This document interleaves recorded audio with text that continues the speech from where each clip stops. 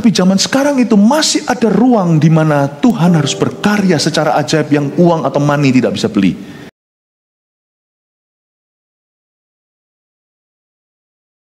Sehari 5 kali khotbah pengembalaan, hari ini banyak detoks ilahi dan banyak berfungsi sebagai instruksi dalam kondisi sosial ekonomi, bagaimana kita menaruh diri di masyarakat, termasuk masyarakat bergereja.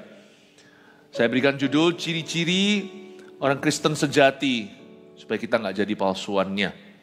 Gereja itu bukan gedungnya, terutama adalah hidup jemaatnya. Masuklah ibadah kelima, saya kasih judul tidak memihak ke orang miskin atau kaya, karena di dalam society, di masyarakat ini, kita pasti bersentuhan, bersenggolan dengan orang yang lebih kaya dari kita, dan orang yang lebih miskin dari kita. Orang yang memikul salib itu bukan hanya penderitaan, salib itu ada vertikal, ada horizontal. Kita harus berada persis di center of God's will, di pusat kehendak Allah, dan membawa Kristus ke yang di bawah, membawa Kristus yang di atas. Sebenarnya gak ada atas bawah kok. Di dunia ini orang menamakan dirinya kaya atau miskin, tapi di hadapan Allah yang ada hanyalah orang miskin dan lebih miskin. Karena kita semua miskin di hadapan Allah. Saya berdoa jemaat kita dapat hikmat. Kalau Anda sama orang yang lebih lemah dari Anda, gimana Anda bersikap? Saya nggak usah ulangi khotbah-khotbah sebelumnya. Yang pasti kalau ada orang Kristen yang merasa dirinya punya, jangan gaya. Tapi orang Kristen yang merasa dirinya miskin, nggak punya harta, jangan minder. Ngapain sih minder? Bedanya cuman uang. Nggak ada bedanya. Ya, jadi kita jangan jadi orang yang low self esteem. Pandang, bicara, bukan nantang. Ngomong sama orang itu tatap muka, tatap mata. Jangan kau dipandang muda. Kalau kita berwibawa, kalau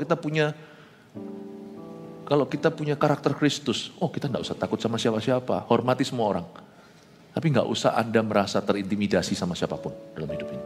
Tapi kalau kita berada di atas sosial kedudukan ekonomi, ingatlah, memang Semeru di bawah Himalaya, tapi Himalaya jangan gaya, di atasnya masih ada Allah. Saya dorong Anda, kalau kita sekarang diberkati, jangan gaya. Karena berkat itu bisa diambil. Amin. Saya ingin mengajarkan ini supaya Anda mengalami yang dunia katakan hoki. Keberuntungan itu sebenarnya nggak ada. Yang ada itu pembawaan diri. Kalau kita bisa membawa diri, Anda akan jadi orang kepercayaan atas, Anda akan kepercayaan orang bawah. Anda selalu akan jadi kepercayaan. Bukan berarti jadi seorang people pleaser yang menyenangkan semua orang. Bukan. Tetapi Anda akan jadi berkat buat kiri kanan. Tujuan Kristus adalah menjadikan Anda teladan, menjadikan Anda saksi. Nah saya ingin sekali untuk kita seharian seperti hari ini semuanya saya cover dari surat Yakobus dan kita akan baca dan kita akan belajar sesuatu ya. Tidak memihak ke orang miskin atau kaya, Yakobus di pasal 2, judul Alkitab Indonesia, jangan memandang muka, ayat 1 sampai 9, saya akan baca pelan-pelan.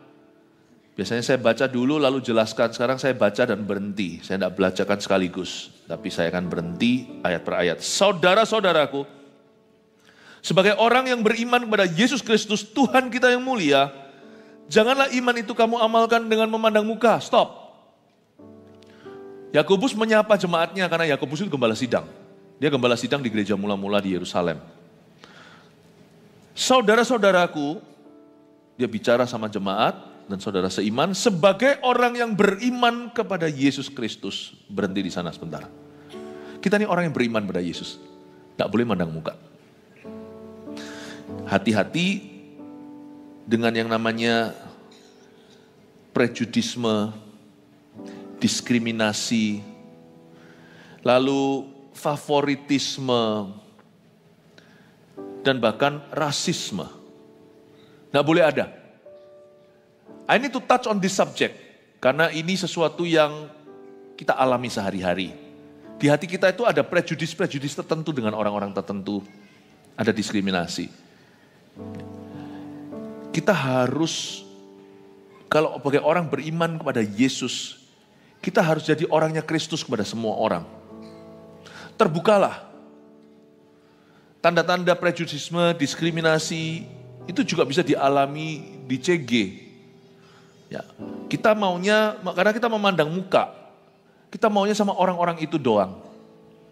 Kita tidak mau membelah contohnya. Ini kalau mau ditarik garis panjangnya aplikasinya itu bisa aja. Karena kita memandang muka. Aku cuma suka sama orang itu. Kenapa Anda yakin tidak suka sama yang satunya? Wong Anda belum mencoba. Tuhan itu sudah mendesain hidup kita itu demikian rupa. Anda satu keluarga berapa orang, nanti suatu hari Anda akan punya menantu. Anda akan punya mertua. Kita itu dicipta Tuhan untuk berkembang secara sosial. Belajar terbuka, jangan pandang muka. Belajar bisa menerima muka baru dan muka yang berbeda. Kasih Yesus akan teruji dalam kehidupan orang beriman. Bagaimana cara dia membuka diri pada semua orang. Meskipun saran saya selalu, kalau ada orang mau bicara soal perjodohan, saya selalu bilang begini karena ini firman. Bahkan pemerintah pun menganjurkan kalau bisa jadian itu sama orang yang banyak similarity atau kesamaan. Tapi yang ini firman Tuhan dulu. Jangan jadi pasangan tidak sepadan dengan orang tidak beriman. Orang beriman kok jadian sama orang tidak beriman. Imannya nggak sama, maksudnya saudara seiman aja bisa gegeran.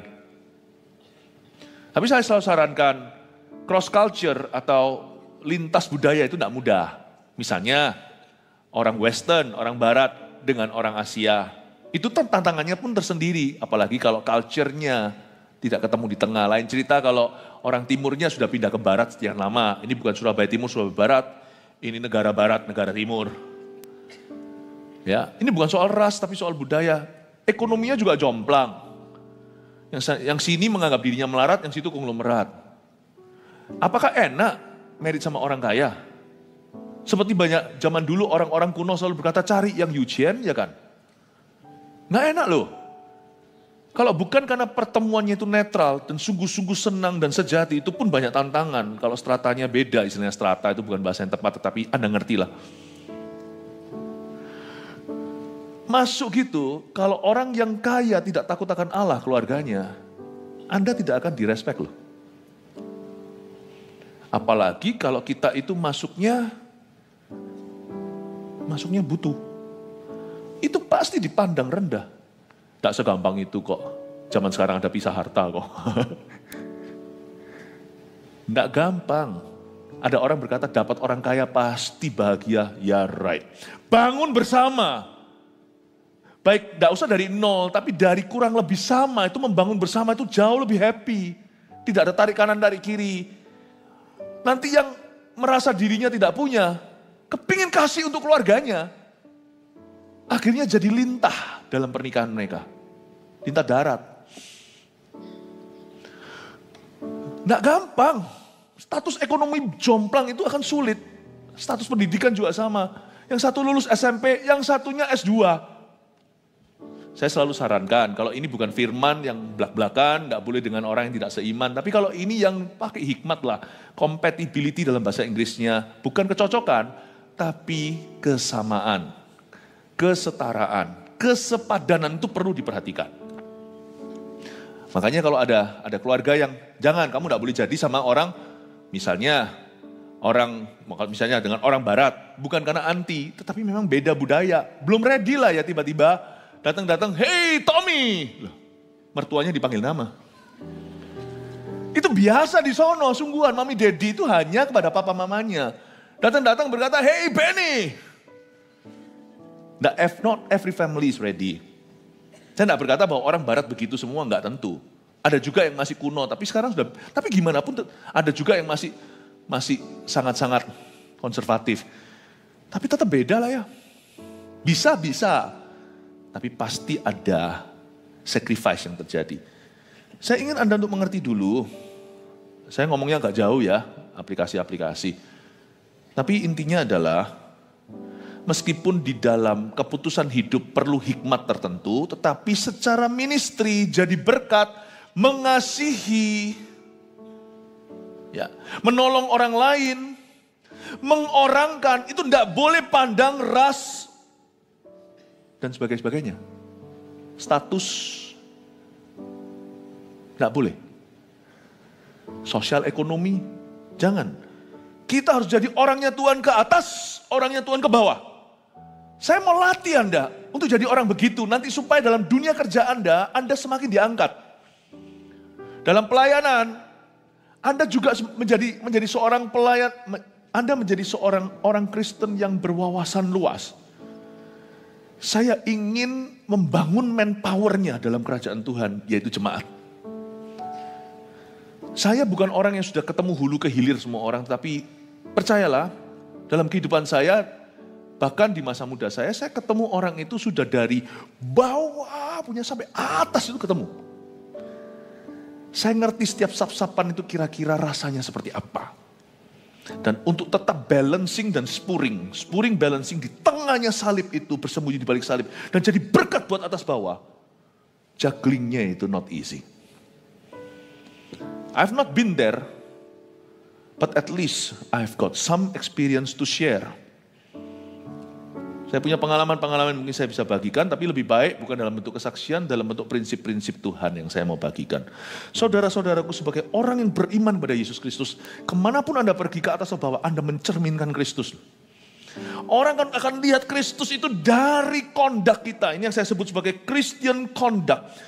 Sebagai orang yang beriman kepada Yesus, Tuhan kita yang mulia, janganlah iman itu kamu amalkan dengan memandang muka.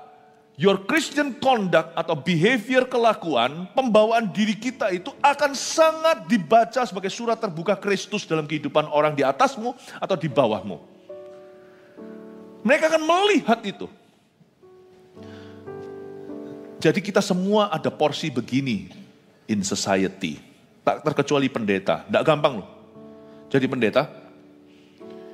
Karena kita itu adalah kategori orang yang mudah, dengan orang punya ekspektasi yang berbeda, mudah disalah ngerti di atas, salah ngerti di bawah. Tapi puji Tuhan, kalau kita punya skor masih sebagian besar orang diberkati karena kita, orang-orang melihat teladan, praise the Lord, I think we are still on the right track, tetap berada di rel yang tepat. Demikian pula Anda juga sama. Anda akan punya tantangan tersendiri. Kepada orang yang lebih tua, kepada orang yang lebih muda, Anda akan punya tantangan. Saya berharap tahun-tahun ke depan jemaat ini jadi berkat di mana-mana. Yang percaya, yang setuju, yang mau kasih tepuk tangan untuk Tuhan. Saudara-saudaraku, sebagai orang yang beriman pada Yesus Kristus, Tuhan kita yang mulia, janganlah iman itu kamu amalkan dengan memandang muka. Ada kata Tuhan kita yang mulia, itulah Shekinah. Artinya, the glory of the Lord of the church, bahasa Inggrisnya. Kamu harus menjadi ambasador, defender, menjadi pembela kemuliaan Allah di gerejanya. Kamu harus menjadi pembela kemuliaan Allah di gerejanya. Gereja itu di zaman akhir ini akan banyak disalah ngerti, apalagi kalau banyak lalang di tengah gandum. Selalu ada gereja yang benar, selalu ada gereja yang salah. Jangan nilai gereja orang, kita selalu terbuka untuk Tuhan uji dan coba. But church adalah tempat gunjang ganjing in society. The glory of the church is in danger. Kemuliaan gereja itu dalam bahaya. Kalau kemuliaan gereja dalam bahaya, yang jatuh korban nanti adalah orang-orang yang belum beriman. Mereka akan sulit terima Yesus karena lihat ulah gereja. Sedangkan di dalam gereja mesti ada orang yang selamat. Ya sudah, selamat aja mereka aja. Kalau kita tidak angkat bicara, kalau kita tidak mulai menunjukkan iman kita dengan benar dan benar-benar membela kemuliaan Allah di dalam gerejanya, Injil pun akan terhalang ketika masuk telinga mereka. Orang Kristen begitu, gereja begitu. Makanya saya sangat cerewet untuk gereja kita ini, untuk saya otak-atik detoks ilahi lagi. Khotbah seperti ini perlu saya berikan. Bukan hanya bertumbuh hingga 1 juta orang. Tapi yang kita cari adalah kualitas kesaksian. Kesaksian hidup mereka yang nyata. Makanya sekarang kita sudah sampai di taraf 100.000 murid Kristus. GMS di mana-mana itu 100.000 murid hari ini. Saya nggak mau terus kita sementara berhenti di sini sebelum kita jadi 300.000 murid. Saya harus otak-atik lagi kehidupan kita. Datang ke hadapan Tuhan, detoks lagi. Dan memastikan bahwa kita semua on track. Kita semuanya in sync. Dalam bahasa Inggrisnya atau on par bahasa golfnya dengan Tuhan Yesus. Karena Tuhan tidak ingin gereja kita besar. Tapi Tuhan ingin gereja kita menjadi serupa dengan Kristus. Saya dorong Anda, setiap jemaat Anda lah gereja sesungguhnya, bukan gedung kami. Bukan gedung kita. You are the building. I am a building too. Saudaraku, sebagai orang yang beriman kepada Yesus Kristus, kau harus ingat siapa yang kau wakili, yaitu Yesus Kristus Tuhan. Tuhan kita yang mulia, the glory of the Lord dipertaruhkan melalui gerejanya.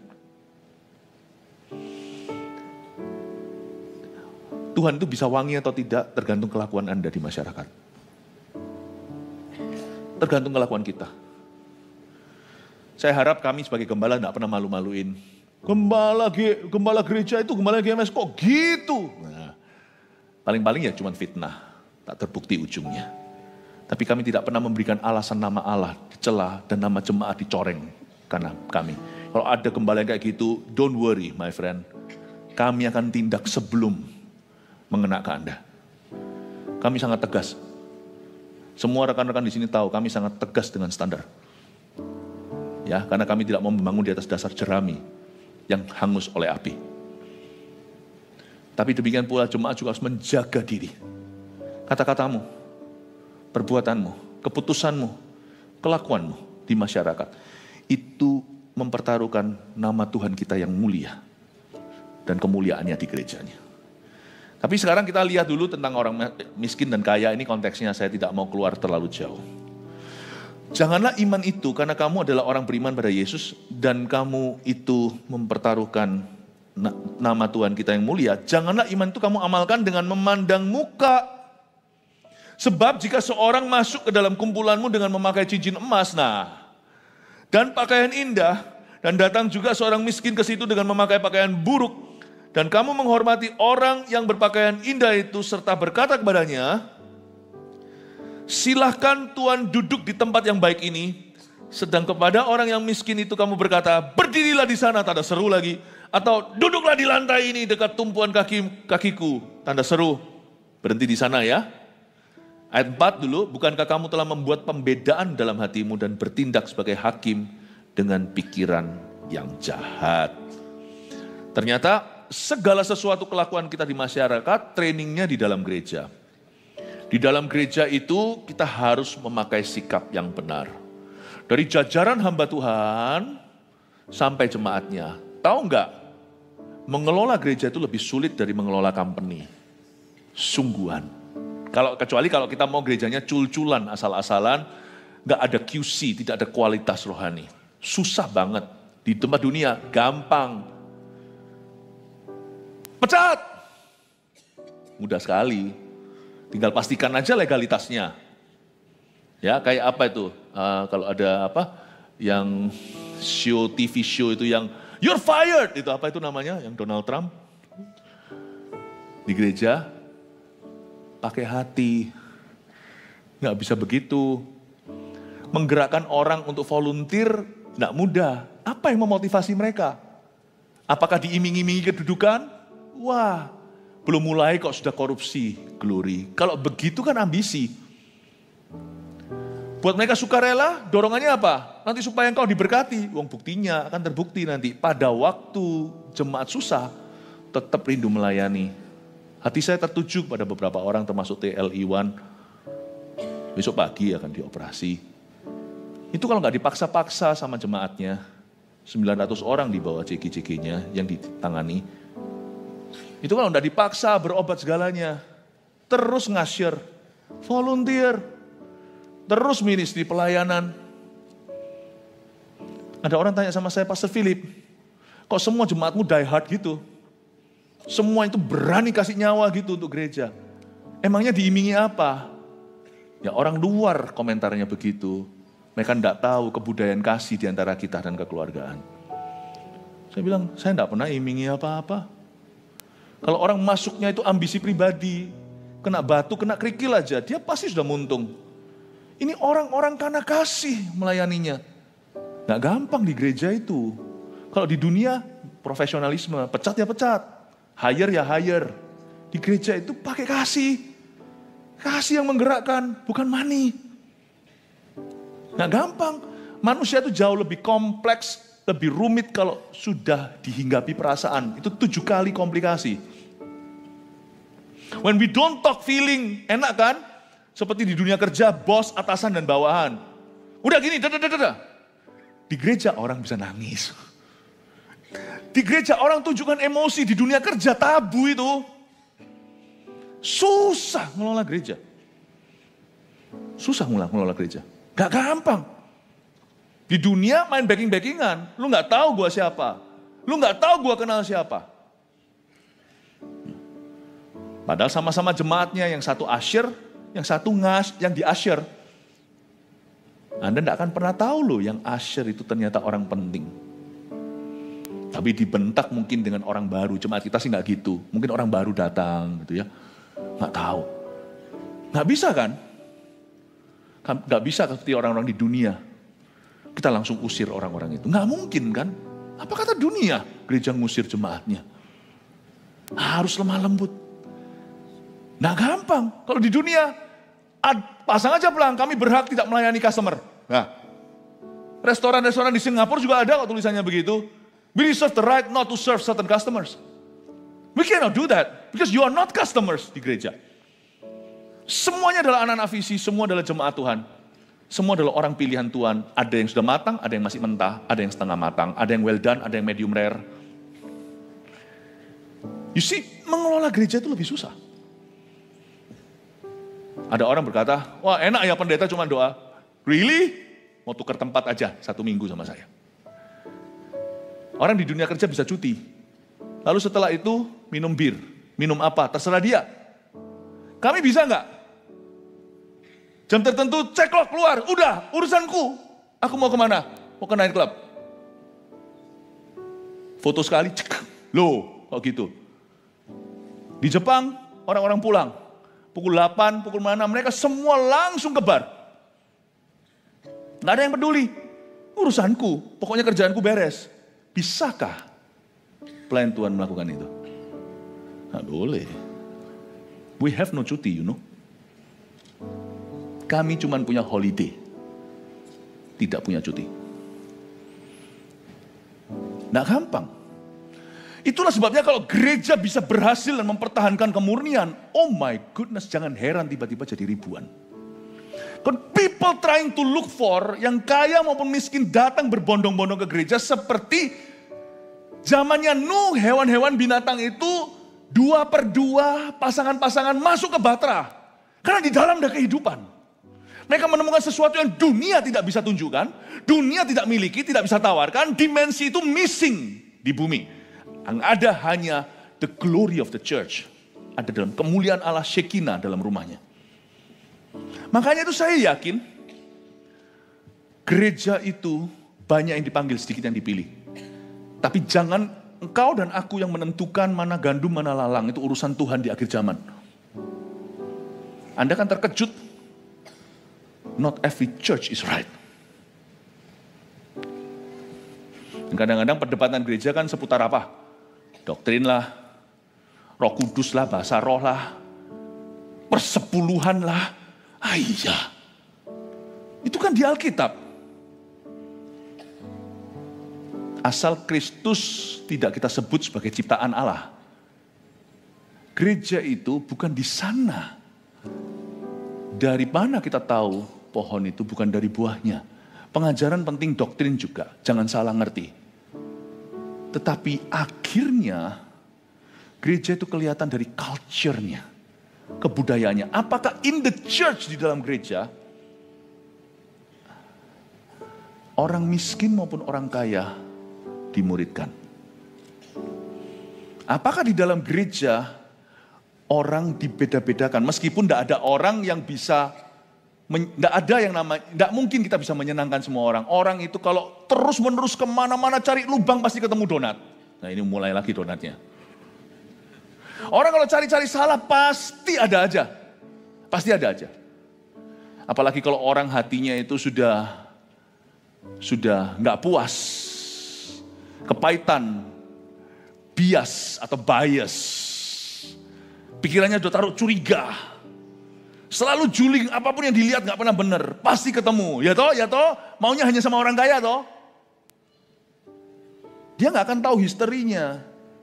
Mungkin kelihatannya begitu, padahal itu memang temannya dari dulu. Tapi orang kan namanya bahasa Yunaninya keropi, kero rohani. Akhirnya orang hanya melihat itu, kok bisa ya? Kadang-kadang saya itu gumun di hati, kok bisa melihat dari sisi materi ya? Jijik loh aku, kalau orang lihat-lihat gitu, jijik. Hanya karena dia begitu, jangan kira semua orang kayak dia. Kita bergaul dengan orang tertentu dari sisi itu kelihatannya kayak, oh padahal itu memang teman. Bahkan saudara, coba bayangkan. Orang itu kok bisa lihat dari sisi materi itu, heran aku. Wong hubungannya sesungguhnya enggak begitu loh. Gak ada amplop-amplopan itu, enggak ada. Karena itu gereja harus wise. Gereja kalau bisa mengelola orang ini, nanti semua orang di dalam gereja itu diberkati dan jadi berkat. Saya ngomong sesuatu yang gak sulit ya untuk dimengerti ya. Tapi Anda bisa ngerti ya, semoga Anda bisa paham. Telusuri sedikit. Tidak memihak ke orang miskin atau orang kaya.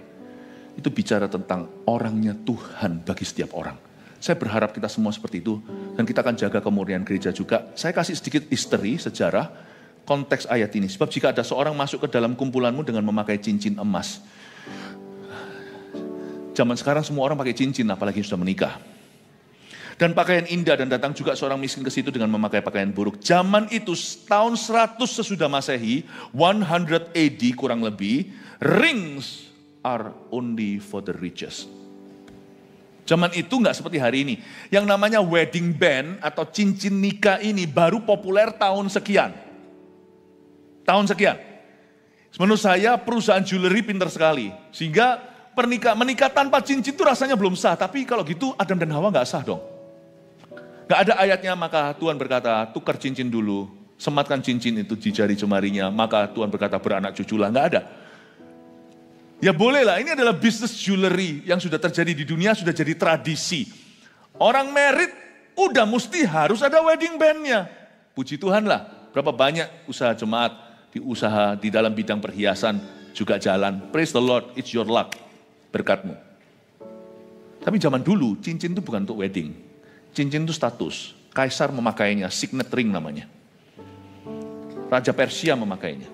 Kayak zaman dulu, di zaman Tiongkok misalnya, zaman dulu itu hanya raja yang boleh pakai baju kuning, Huangti. Baju ungu, hanya Salomo raja. Sekarang cincin itu sudah jadi biasa. Tapi zaman itu yang pakai cincin hanyalah the ultra rich. Orang-orang yang kaya sekali. Nah, waktu mereka masuk, karena logam mulia belum tersedia buat semua. Dan waktu mereka masuk pakai cincin itu blingnya. Orang langsung tahu dia siapa. This is who's who in society. Dan Tuhan ajarkan lewat Yakobus. Kalau kamu lihat orang pakai cincin emas, lalu masuk orang yang compang-camping. Tidak tentu compang-camping tapi pakaiannya buruk.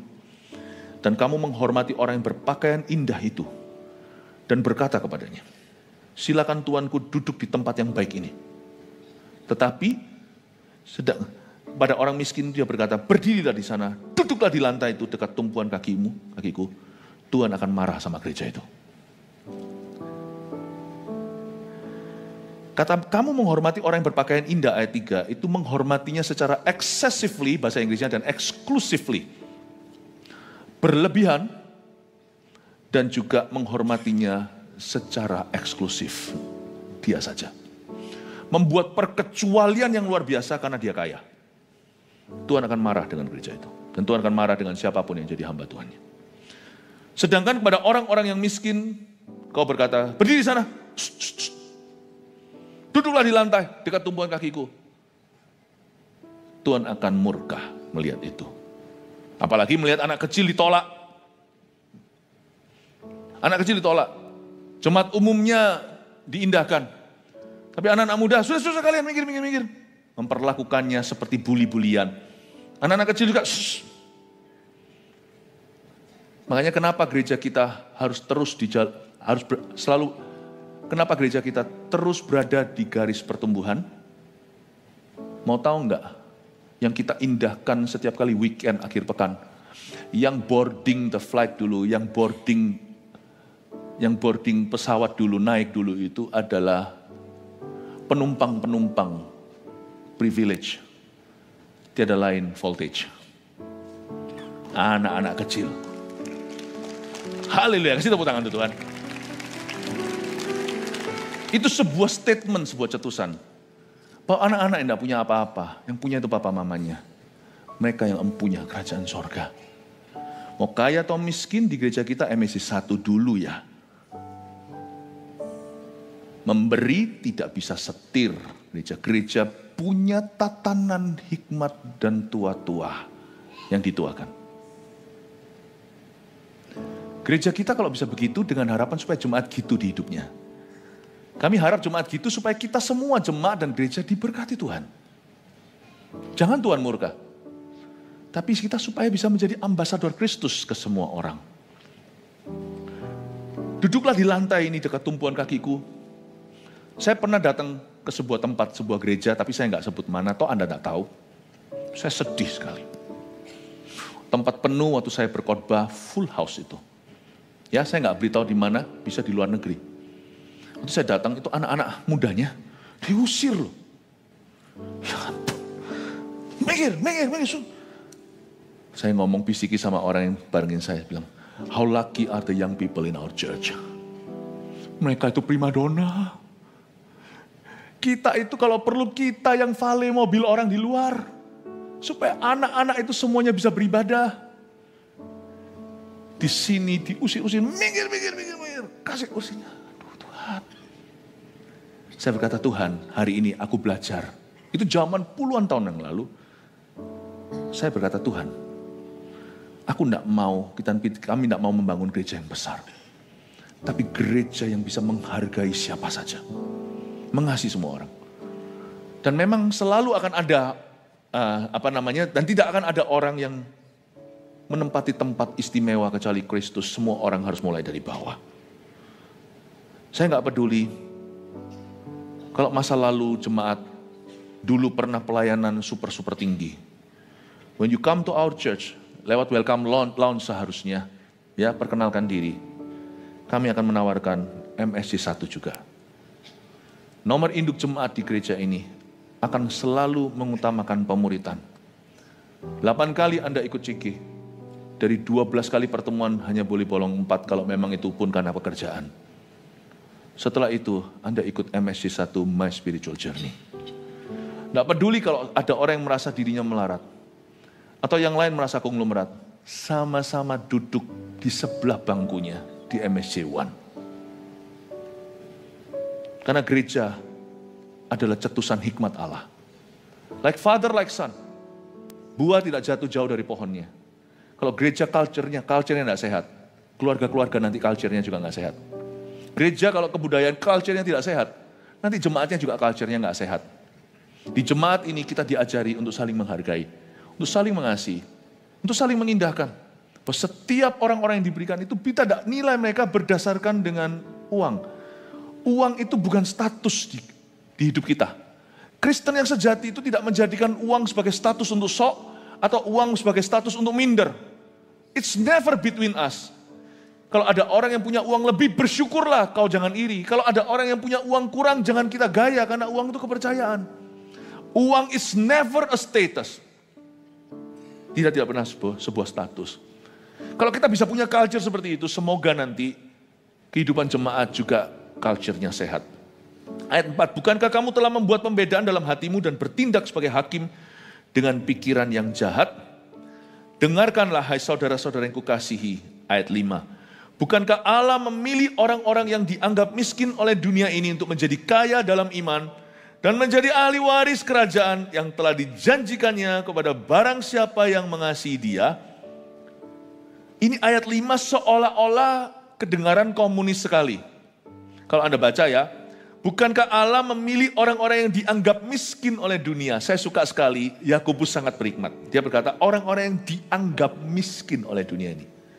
Kalau Anda dengarkan khotbah saya di kebaktian pukul 10 waktu Indonesia bagian Barat tadi, kebaktian 2, saya sudah jelaskan bahwa term kaya sama miskin itu ilusi.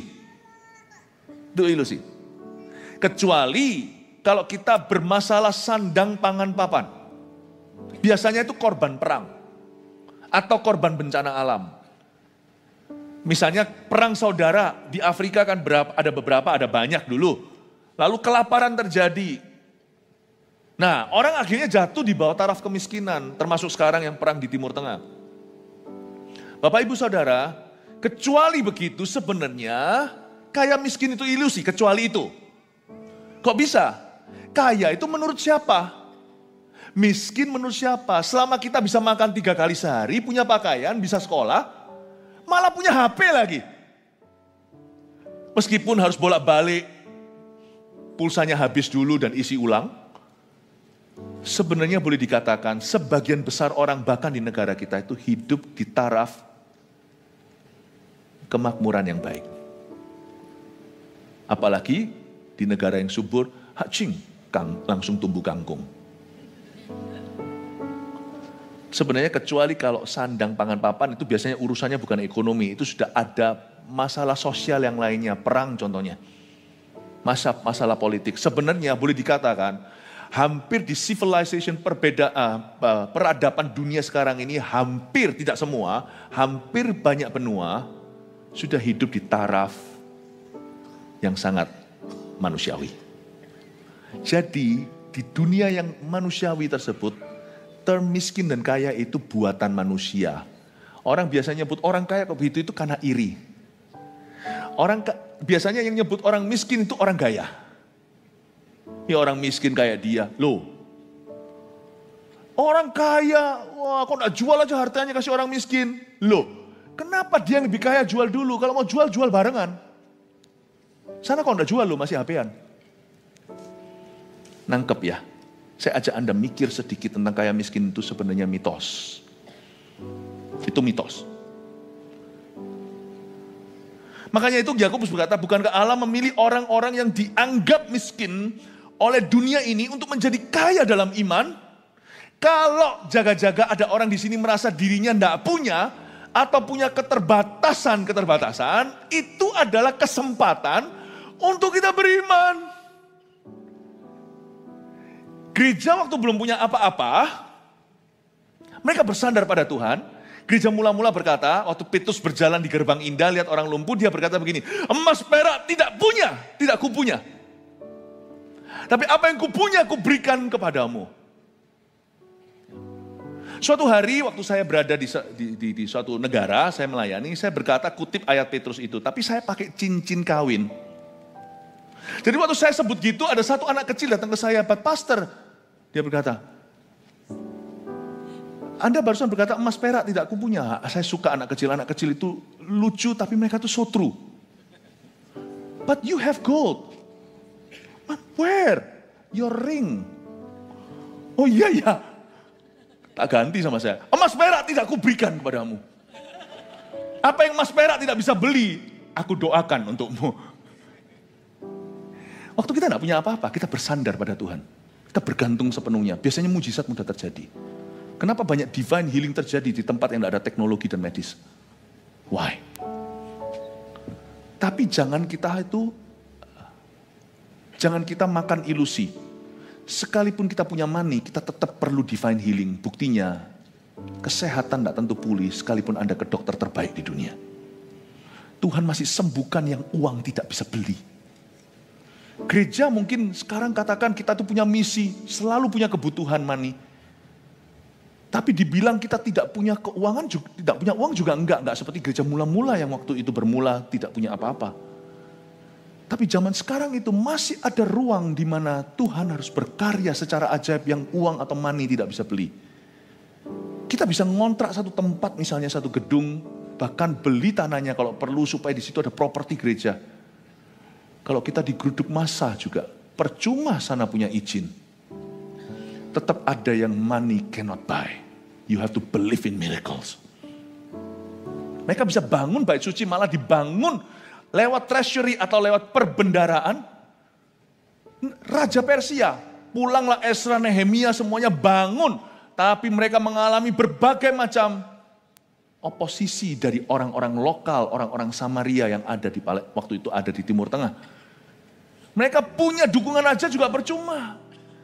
Terhentikan pembangunan bait Allah. akibat orang-orang lokal yang melawan dan licik sekali pakai berbagai macam cara untuk menghentikan pekerjaan Tuhan. You see my friend, kalau jaga-jaga kita merasa diri kita itu tidak punya, itulah kesempatan untuk beriman. Itu yang dimaksudkan di sini. Bukankah Allah memilih orang-orang yang dianggap miskin oleh dunia itu untuk menjadi kaya dalam iman dan menjadi ahli waris kerajaan?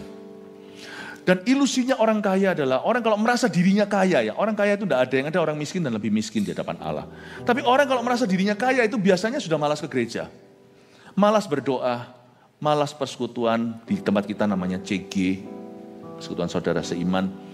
Kenapa? Karena salah satu ilusi money adalah I don't need anyone. Apalagi kalau kita mulai percaya bahwa money can buy everything. Atau uang bisa membeli segala sesuatu. Kenapa? Satu alasan mengapa orang kaya masuk kerajaan surga. Lebih mudah unta masuk lubang jarum. Saya kasih beberapa, ada banyak itu bisa satu khotbah sendiri. Tapi saya kasih beberapa yang saya ingat. Yang bisa langsung ingat di luar kepala ya. Mengapa orang kaya atau merasa kaya. Orang kaya itu tidak ada. Kaya menurut siapa? Miskin juga nggak ada. Kecuali kalau sandang pangan papan bahaya. Itu semua kan perasaan doang. Orang yang merasa miskin adalah orang yang merasa kurang. Orang yang merasa kaya juga selalu kurang kok. Dia selalu cari nol berikutnya kok. Cuma dia merasa lebih kaya dari semua. Karena itu kadang-kadang yang membuat orang kaya susah masuk kerajaan surga lebih mudah unta masuk lubang jarum adalah dia merasa bahwa semua orang butuh dia. Sampai-sampai pada taraf, hati-hati loh, bisa merasa Tuhan pun butuh dia. Oh, buktinya, oh iya yang datang ke aku itu pendeta, itu orang gereja, itu gereja. Nah itu bahaya, mendingan mawas diri. Ada kitabnya di Mazmur, hai raja-raja, sujudlah ciumlah kaki Tuhanmu. Jangan gaya. Karena orang kaya bisa dengan mudah berkata begitu. Karena itu kalau saya jadi orang kaya misalnya, dengan pengetahuan pewahyuan yang saya punya ini sekarang, saya pasti tahu batasnya. Bolehlah saya merasa semua orang butuh sama saya, tapi kalau sudah berkenaan dengan pekerjaan Allah, ngalah, mundur aja. Karena sana pegang kunci maut. Sana pegang kunci hidup dan mati. Mundur aja. Jangan lancang kata-kata. Mundur setelah memberi tangan kanan, tangan kiri jangan tahu. Mundur berapa langkah. Berkata, oke Tuhan. Suatu kehormatan aku bisa memberi pada Tuhan. Karena waktu kita melanggar kemuliaan Tuhan, the glory of the Lord in the church, Anania Safira masih bisa terjadi. Beberapa orang yang merasa dirinya kaya, bahkan sungguhan kaya, yang masuk dalam masalah, itu karena Tuhan menghukum mereka itu ada. Itu karena suatu hari Nebukadnezar Raja Babel itu gaya, langsung sama Tuhan dibuat gila. Kukunya panjang seperti hewan-hewan yang merayap di bumi. Suatu hari Herodes memegahkan diri, ditampar malaikat di Kisah Para Rasul, ada ceritanya. There are some problems the rich have, because they, without realizing, have blasphemed the name, the glory of the Lord in the church. Ada beberapa orang-orang yang merasa diri kaya, atau yang kaya sungguhan ya, dalam society kita semua tahu. Misalnya ini orang-orang sudah tidak tersembunyi lagi, ini orang-orang punya. Misalnya ada orang-orang tertentu seperti ini yang mengalami masalah besar. Tapi mereka nggak sadar aja. Itu sebenarnya karena mereka pernah menghujat kemuliaan Tuhan dalam gerejanya. Memang gereja ada salahnya misalnya orang mencacat. Tapi ketika dia cacat, yang dia cacat itu Tuhan di atas gereja, bukan gerejanya. Karena itu kalau di sini nanti tahun depan ada berkat internasional, sebagian di antara kita sini orang-orang biasa tiba-tiba dilimpahi oleh Tuhan harta kekayaan. Ingat, gembalamu sudah memperingatkan sebelum Anda jadi apa. Nggak boleh gaya kalau diangkat Tuhan. Nggak boleh. Still above you, there's the Lord of the church. Di atasmu tetap ada yang namanya Tuhan atas gerejanya. Amin Bapak Ibu Saudara. Saya ini kasih Anda vaksinasi. Saya ngomong gini tuh GR dulu karena saya tahu jemaat yang kami gembalakan ini satu-satu akan diberkati. Nah amin ya enggak usah. Amin. Karena itu harus tetap humble. Harus tetap rendah hati. Ya, sekalipun kalau ada di sini yang dibikin Tuhan kaya misalnya, dan susah payah tidak mengikutinya, Tuhanlah yang, kuasa Tuhan yang menjadikanmu bisa meraih itu. Ingat ya, sekalipun kalau ada di sini yang jadi lebih kaya suatu hari, jangan merasa kaya, please. Jangan merasa kaya. Paham? tetaplah miskin di hadapan Allah. Berbahagialah orang yang miskin di hadapan Allah. Jangan merasa kaya supaya Anda tetap fokusnya ke iman.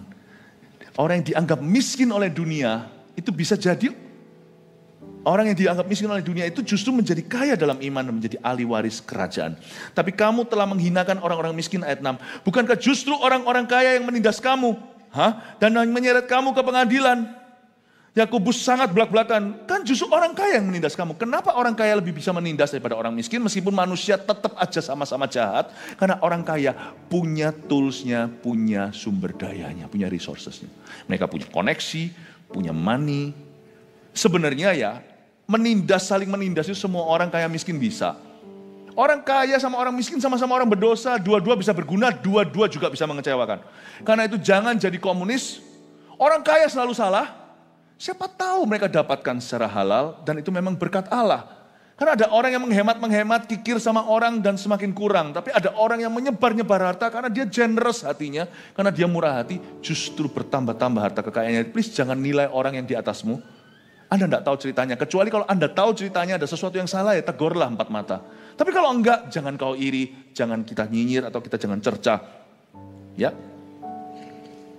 Kalau kita ada di atas, kalau ada orang yang di atas. Bukankah justru orang-orang kaya yang menindas kamu dan menyeret kamu ke pengadilan? Orang-orang kaya punya resourcesnya untuk lakukan itu. Sebenarnya orang miskin juga sama. Ada orang miskin bunuh orang miskin, tahu nggak ceritanya? Dua-dua budak di Mesir. Itu loh zamannya waktu Musa coba tolong dan bukan bunuh lah, pukul-pukulan. Bukan bunuh sih, yang bunuh tuh Musa. Ya, saya ralat cerita. Tapi dua orang budak di Mesir itu sama-sama orang Yahudi yang sangat-sangat melarat. Mereka tidak punya harta, wong mereka budak. Mereka itu kerja rodi, kerja paksa, dan mereka berantem pukul-pukulan sampai Musa lerai mereka. Lalu mereka tiba-tiba bukannya hati mulia tapi jahat dan berkata, apakah kamu hendak membunuh kami seperti kau bunuh orang Mesir itu? Dan karena itu Musa lari. Dari sana kita tahu, seringkali kita mengeluhkan di masyarakat orang miskin selalu benar. Tidak tentu, orang miskin kaya sama-sama orang berdosa. Nangkep ini ya Bapak Ibu Saudara, jangan ada prejudisme terhadap orang kaya, jangan ada prejudisme kepada orang miskin, jangan memihak ke orang kaya, komunis namanya, dan jangan memihak ke orang miskin namanya, memihak kepada orang miskin, komunis namanya, atau jangan memihak kepada orang kaya, kapitalis namanya. Kita bukan kapitalis, kita bukan komunis, kita adalah warga negara kerajaan Allah, tidak ada Yahudi Yunani, tidak ada kaya miskin. Dalam hal ini kita semua setara di hadapan Allah. Yang ada di hadapan Tuhan cuma orang yang miskin dan lebih miskin di mata Allah. Karena itu kita harus mawas diri dan supaya Tuhan terus bisa tambahkan dan limpahkan berkat-Nya atas hidup kita dan percayakan. Kalau tangan kita tidak pernah menggenggam seperti ini, apapun bisa disalurkan. Amin Bapak Ibu. Dari ayat itu saya mengerti hari ini. Bukankah justru orang-orang kaya yang menindas kamu? Sebenarnya orang miskin juga bisa tapi mereka nggak mampu. Bukankah justru orang-orang kaya menindas kamu dan yang menyeret kamu ke pengadilan karena mereka bisa bayar pengacara? Dari ayat ini kita temukan sesuatu bahwa kalau orang itu punya berkat jasmani, berkat materi apalagi, tapi dia tidak ditimpali, tidak diimbangi dengan berkat rohani dalam karakternya, orang itu bahaya. Itu seperti menaruh atom, bukan menjadi tenaga listrik tapi menjadi bom yang mematikan. Di tangan yang salah, berkat bisa jadi kutuk bagi sesama. Itulah sebabnya Bapak Ibu Saudara di gereja ini, janganlah kau mencari dan berdoa bagi berkat. Minta sama Tuhan menjadi serupa. Saya tidak pernah mengkhotbahkan kemakmuran. Anda saksinya kalau Anda sudah berjemaat sekian lama. Saya selalu ajarkan karakter, selalu edukasi, mendidik. Layaknya Bapak mendidik anak dalam value-value Tuhan. Betul kan? Kenapa? Karena mempersiapkan supaya berkat Tuhan langgeng di hidupmu. Tapi di sini kita mengerti bahwa orang kaya disebut oleh Yakobus yang menindas kamu dan menyeret kamu ke pengadilan. Bahkan, bukankah mereka yang menghujat nama yang mulia, yang olehnya kamu menjadi milik Allah? Orang kaya menghujat nama yang mulia. Orang miskin juga banyak, tetapi mereka lebih menyolok. Kenapa? Karena orang kaya lebih disorot. Dari sini kita mengerti bahwa Yakobus berkata bahwa mereka orang-orang kaya ini yang menghujat nama yang mulia, yang olehnya kamu menjadi milik Allah. Either mereka yang menghujat atau orang menghujat nama Allah karena melihat mereka. Karena kelakuan orang-orang kaya yang mengaku Kristen pula, jadi bisa jadi orang-orang menghujat nama Allah gara-gara mereka. Bukankah mereka yang menghujat nama yang mulia, bisa jadi orang kaya itu yang menghujat, atau bisa jadi orang menghujat karena orang ini. Be careful, banyak orang di dunia ini kepingin jadi konglomerat. Buktinya judikan marak di mana-mana. Kebaktian tadi tidak usah saya ulangi. Karena salah doktrin di sini, bahwa berkat itu instan. Not really, not true. Berkat itu, jangan kau cari yang instan, itu yang bahaya. Carilah dulu berkat rohani yang tidak kelihatan. Perkaya dirimu dengan value, dengan nilai Tuhan. Perkaya dirimu dengan firman. Jangan kejar itu. Ada beberapa orang punya konsep yang salah pula. Baru mulai kerja sudah ngebut dia. Aku mau by this time umur segini aku sudah tidak perlu mengembangkan apa-apa. Aku harus kaya sebelum umur sekian. Oh berarti sudah menubuatkan. Di umur itu stroke dan mati. Kenapa harus pensiun dini? Kenapa kau pensiunkan dirimu? Kalau Allah berkata seumur hidupmu, nyawamu itu untuk memuliakan aku. Untuk berkarya, untuk produktif, untuk mengelola talenta. Jangan kejar kekayaan seperti dikejar setan. Aku harus dapat segini by this time waktu aku usia segitu. Hai orang bodoh, kata Tuhan pada orang kaya itu. Kau tidak tahu besok apa yang terjadi. Aku ambil nyawamu. Kemanakah perginya nanti semua lumbung-lumbungnya yang terisi itu. Siapa menikmatinya? Perumpamaan Tuhan. Don't do that. Jangan lakukan itu. Jangan ada keinginan dalam hati kita mau kaya mendadak. Itu jadi masalah masyarakat. Makanya masalah di dunia ini, di negara kita juga bukanlah masalah sosial ekonomi, tapi masalah dosa. Hati orang itu gelap. Judi pun jadi. Sudah judi, pinjam lagi untuk tutup hasil kerugian. It's a sin, it's a spiritual problem. Tapi nggak kurang-kurang. Orang dalam dunia usaha juga salah perspektif. Aku mau kebut mumpung aku masih muda. Lalu kejar. Terus mau apa setelah itu? Janganlah, jangan pikirannya pensiun seperti itu. Pensiun dini untuk ongkang-ongkang kaki. Nggak ada cerita begitu, itu nggak ada. Kelola. Dan jangan kau kejar berkat sebelum waktunya. Nanti ambisi, utang kanan kiri, nggak bayar orang kiri kanan. Janganlah. Nikmati hidupmu. Jalan dengan Tuhan. Sampai akhir hayatmu. Nanti ada waktu pensiun, nanti Tuhan yang akan tentukan. Bukan begitu caranya. Bukankah justru orang kaya menindas kamu? Bahkan mereka yang menghujat nama mulia yang olehnya kamu menjadi milik Allah. Akan tetapi jikalau kamu menjalankan hukum utama yang tertulis dalam kitab suci. Kasihilah sesamamu manusia seperti dirimu sendiri. Kamu berbuat baik. Oke, perhatikan ayat 8. Ini disuruh amalkan kasih. Tapi kalau kamu menjalankan hukum utama. Kasihilah sesama seperti dirimu sendiri kamu berbuat baik. Siapa yang disuruh? Di sini Yakobus sarankan kita harus mengasihi siapa? Ayat 8. Orang miskin atau orang kaya? Kalau kita mengasihi orang miskin saja, komunis kita.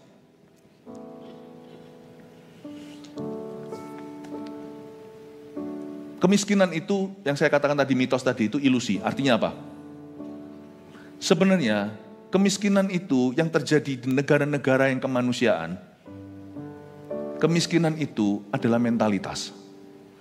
Hati-hati dengan mentality ini. Saya ngomong ini, saya tidak bela kaya atau miskin, saya tidak memihak, tapi saya akan pretelin satu-satu yang miskin dan kaya salahnya di mana, benernya di mana. Oke? Ingat 7 lembu yang gemuk-gemuk itu, 7 tahun kelimpahan di Mesir. Lalu ada 7 lembu yang bukan wagyu, yang kurus-kurus kelihatan paru-paru. Memakan 7 lembu yang gemuk-gemuk itu, lalu setelah dimakan, tak ada sisanya bukan? Tidak tersisa sama sekali. Pernah bekas wagyu. Nggak ada itu. Dan itulah mentalitas kemiskinan.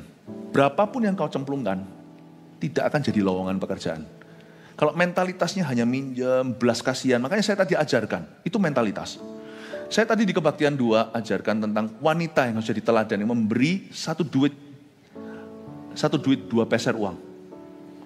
Kenapa perbuatannya mulia? Bukan karena dia memberikan segalanya, bukan. Tapi karena dia tidak terintimidasi dan dia tidak mengasihani diri sendiri. Orang yang merasa dirinya melarat, memang dia tidak punya apa-apa. Di tengah-tengah konglomerat yang memberi persembahan gede-gedean. Itu mentalitas yang dipuji sama Yesus, bukan persembahannya. Mentalitasnya. Perhatikan, kalau kita punya mentalitas kemiskinan, Dan kita mentalis kemiskinan pasti selalu iri, selalu kutuki orang kaya. Selalu salah pokoknya. Nanti ya, berapapun duit ditaruh ke orang-orang begitu, semua sampai ke mereka nggak jadi lowongan pekerjaan. Semua dimakan, besok miskin lagi, tak ada sisa wagyunya. Inilah masalah yang terjadi di masyarakat. Berapapun selama mentalitas tidak pernah dientas. Cemplung berapapun kita semua jual harta kita semua pakai koteka. Kita yang mandiri akhirnya juga harus minta-minta roti anak cucu kita. Kan lucu kalau kita jual segala sesuatu lalu kita minta, kan kita jadi beban. Tapi kalau kita ngelola kan kita selalu jadi bendahara.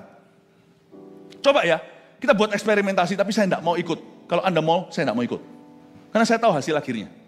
Berapapun kau cemplungkan di tengah-tengah mentalitas kemiskinan, berapapun ditelan itu kelimpahan.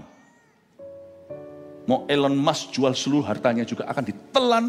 Kena judi, kena ini, semua orang bayangin. Semua mau kaya, selalu kurang. Mentalitas itu kalau more. Tapi tidak mau work.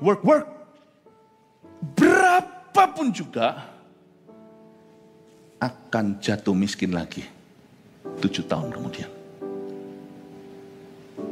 Dari sini kita tahu bahwa membela orang miskin tanpa fondasi kebenaran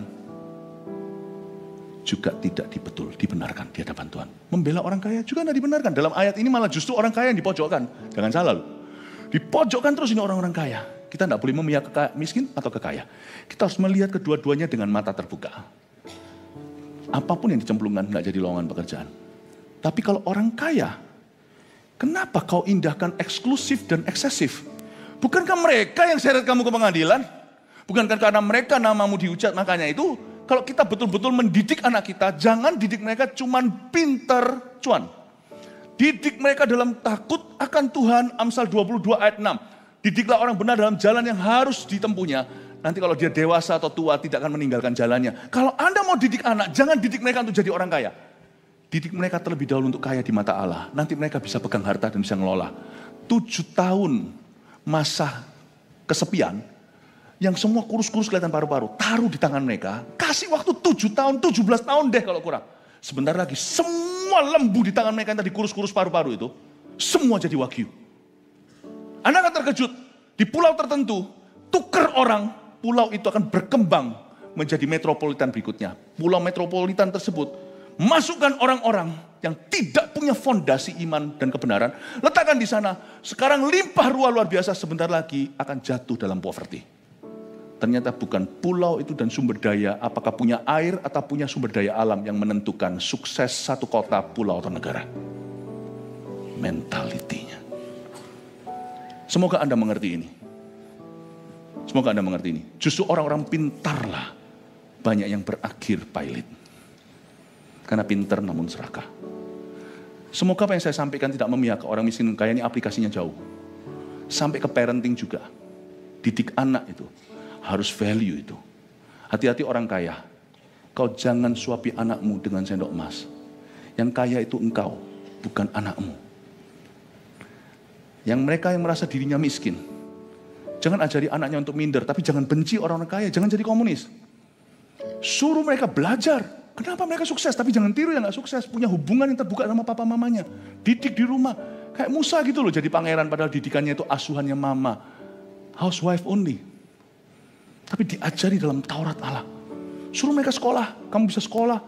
Mama bisa sekolahkan ini. Kalau kamu mau sekolah lebih dari ini, luar kota, luar pulau, university yang bagus, luar negeri. Kamu harus bermental kaya. Kamu harus cari Tuhan. Kamu juga harus studi sungguh-sungguh. Kamu jadi beasiswa kayak. Bangun portfoliomu, jangan begini-begini. Kamu masuk ikut di amal ini dan ini, pelayanan yang sungguh-sungguh. Anda akan terkejut nanti ya. Ada OKB, orang kaya baru. Dan juga akan ada orang miskin baru seperti pra ibadah. Akan ada orang berhasil baru, ada orang gagal baru. Kasih waktu 7 tahun aja. Kita perlu waktu karena tidak instan. Atau 17 tahun pun masih muda kok. Anak ulul umur 22. 17 years later. Ya, 40 tahun sekian. Jadi dia. Kalau dia sehat, Tuhan beri berkat. Jadi janganlah orang yang merasa miskin minder. Jangan orang yang merasa di depan secara ekonomi kaya. Roda masih berputar esok hari. Semoga ini menjadikan kita mawas diri tahu bahwa in the church we all stand equal. in the presence of God. Merinding saya ngomong gini. Anda bisa nangkep ini ya, sesuatu yang gak berat malam ini, tapi mendingan saya kasih tahu semua daripada saya simpan seberapa. Siapa diberkati Tuhan, amin? Nah itu ya, kasih Tuhan, tepuk tangan. Lalu gimana? Kasihilah sesamamu manusia seperti dirimu sendiri, itu suruh mencintai siapa? Mencintai orang kaya atau orang miskin? Neither. Semua orang itu semua. Tapi ini adalah golden rule-nya ya, ini adalah peraturan emasnya. Ministry, sudahlah, kaya miskin itu mitos ya, ilusi. Kecuali sandang pangan papan kena, oke? Paham ini? Yang namanya kaya miskin itu cuma buatan manusia atau pikiran. Tapi kalau kita merasa diri kita punya, atau kita lebih kuat, lebih berada, ministry, pahami, ministry itu ke bawah. Ministry itu ke bawah. Jadi saya sarankan kalau ada orang yang misalnya berada, punya segala, waktu Anda masuk, lepaskan status muka. Yesus menanggalkan keilahiannya. Bukan keilahiannya, dia tetap adalah Allah. Tapi dia menanggalkan diri, ini mengosongkan dirinya itu loh. Menanggalkan. Kalau Anda masuk di dalam gereja ini terutama, jangan pilih-pilih CG-mu. Maunya ngumpul-ngumpul rumpi sama itu. No. Saya minta CG gitu dibubarkan. Nggak sehat. Ngelumpi sama itu. That's not the way. Ministry itu ke bawah.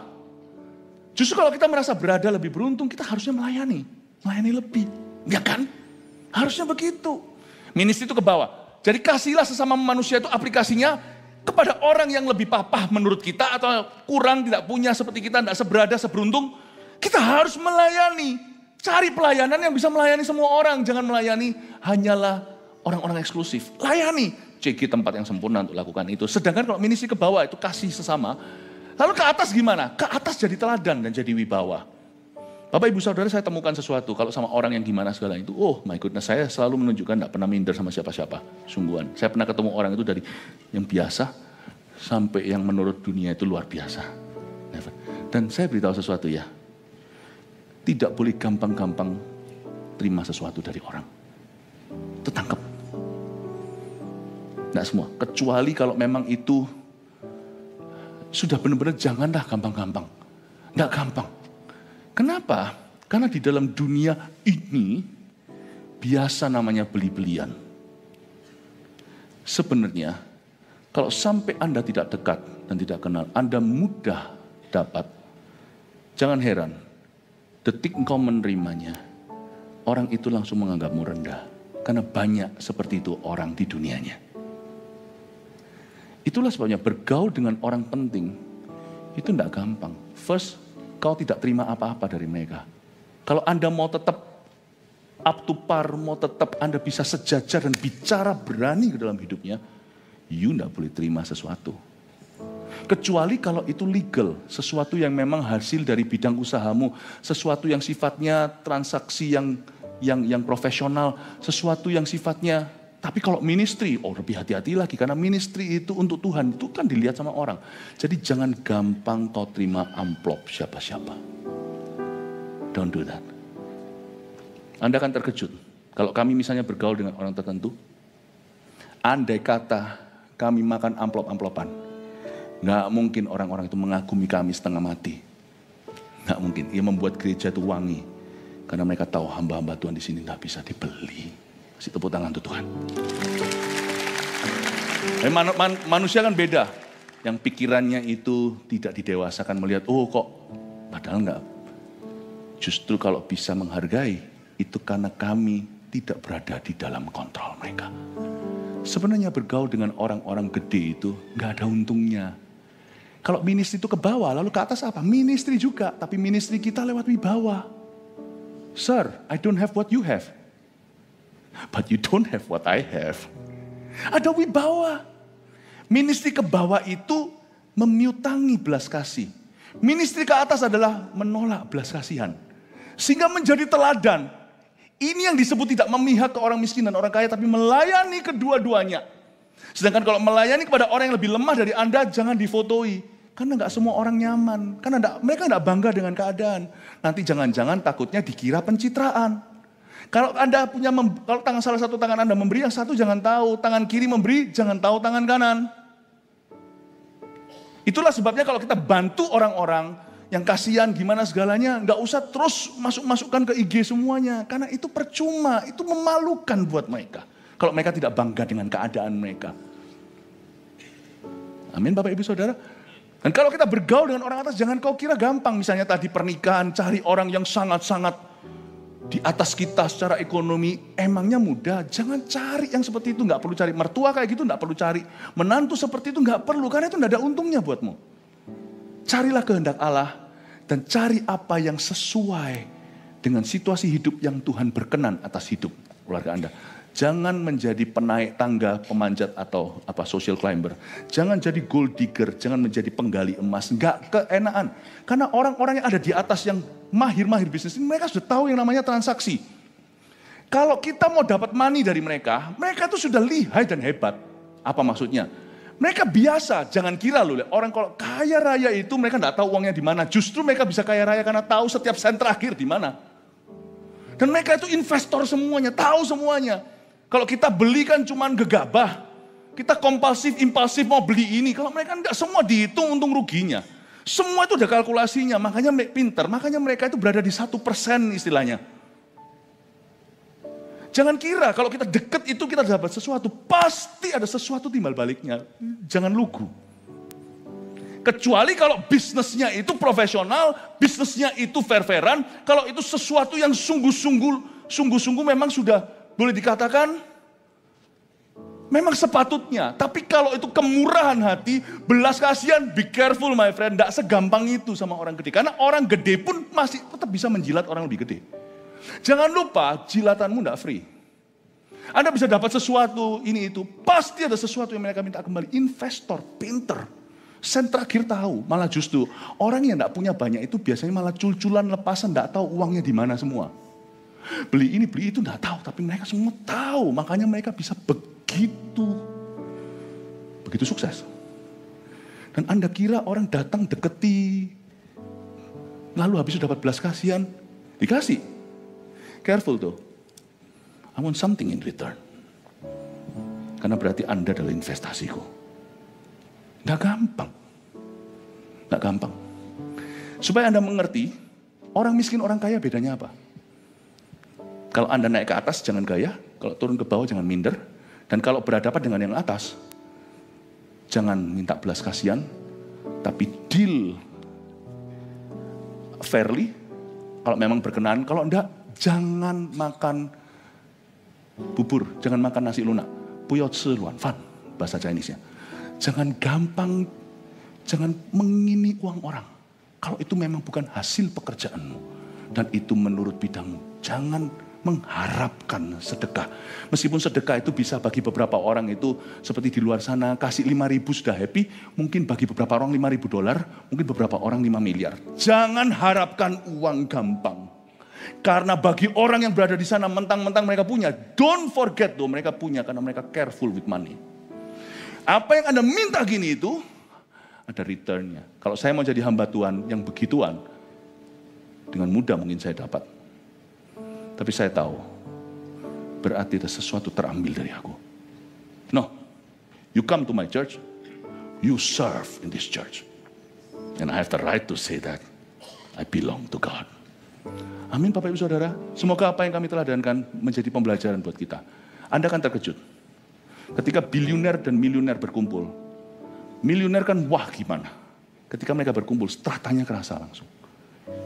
Tapi kami hamba Tuhan, doakan kami terus. Kami itu bisa menembus semua tingkat-tingkat. Kalau tidak semua orang bisa, tapi kami bisa menembus. Mau yang milioner ke bilioner, kami bisa bicara selama kami jaga jarak. Jaga profesionalan. Dan kami bisa berbicara kepada semua orang. You akan terkejut. Kami bisa melayani siapa saja di tingkat manapun juga. Semoga gereja kita menjadi gereja yang terus dibangun oleh orang miskin dan orang kaya yang takut akan Allah. Kasih tepuk tangan Tuhan. Bapak Ibu di sini jangan minder. Aku siapa? Jangan. Saya tidak mau dengar suara-suara kayak gitu kalau mau pelayanan di sini. Aku memangnya siapa? Bukan siapa-siapa. Sama. Saya juga bukan siapa-siapa. Oh itu bos, siapa bos? Semua kita di sini itu tidak ada bosnya. Semua kita itu cuma punya satu bos, yaitu Yesus. Semua kita melayani. Amin. Terakhir aja, saya kasih 3 kalimat, 3 poin ini untuk Anda bawa di dalam hati Anda.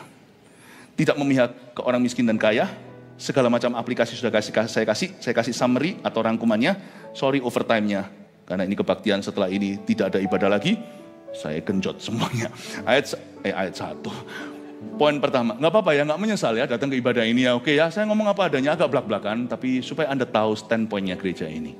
Doakan kami semuanya supaya kami selalu dijaga. Ke bawah kami nggak hilang, ke atas kami nggak tersesat. Amin Bapak Ibu. May we always be Christ ambassador and your ambassador too, untuk menjadi ambasadormu. Dan jemaat, you be our ambassador. Jadilah ambasador kami, oke? Di mana Anda berada, please bawa diri. Gereja ini bergantung padamu. Untuk mengembalikan glory yang tercuri dari gereja-gereja. Dari zaman-zaman dulu mungkin yang pada berjatuhan. Let's walk in the fear of God. 1, jangan pilih kasih berdasarkan status sosial dan ekonomi. Number 1. Udah jadikan prinsip. Ini prinsip gereja kita, prinsip kehidupan kita, semua kita pendeta dan jemaatnya, gembala dan seluruh jemaat menerapkan, mengaplikasikan. Jangan pilih kasih berdasarkan status sosial dan ekonomi.